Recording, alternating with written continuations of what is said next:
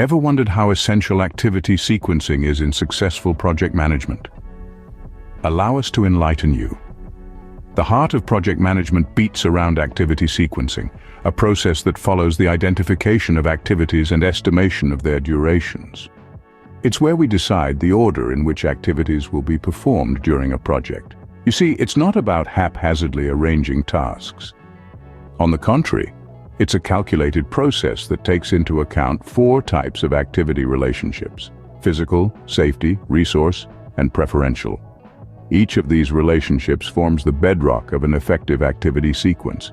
Get this wrong, and even the most well-intentioned schedule can become as useful as a chocolate teapot. It's the compass that keeps the project on course. So remember, a project without a well-planned activity sequence is like a ship without a compass. It can easily lose its way. Let's dive into the first type of activity relationship, the physical relationship. This refers to the technical or physical constraints that dictate the order of activities in a project. It's like putting together a puzzle where each piece has a specific place it needs to go. Let's consider a building project.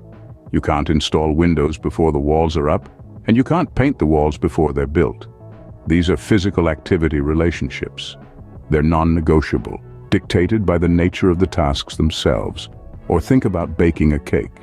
You have to mix the ingredients before you bake the batter, and you can't frost the cake until it's cooled down. Again, these are physical activity relationships. In project management, understanding these physical relationships is crucial. They can't be altered or ignored without serious consequences for the project's success. In essence, physical activity relationships are the building blocks of your project sequence.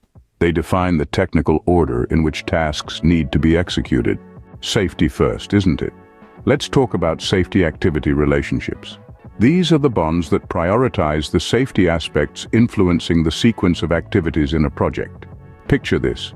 You wouldn't commence a high-altitude construction before ensuring all safety harnesses are in place, right? So, safety activity relationships help us decide the correct order of tasks, placing safety above all.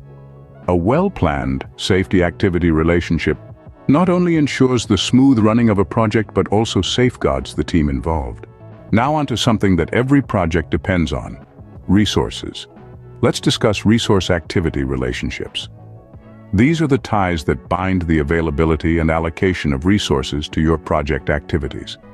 Imagine trying to build a skyscraper without enough steel or a software without enough developers. It's like trying to bake a cake with half the ingredients. It just won't work. Effectively managing resource activity relationships can be the difference between a project's success and failure. Last but not least, we have preferential activity relationships. These relationships are often the most interesting as they are based on the preferences, experiences, and sometimes even the intuition of the project team. They allow the team to tailor the project sequence in a way that may not be immediately obvious, based on physical, safety, or resource considerations alone.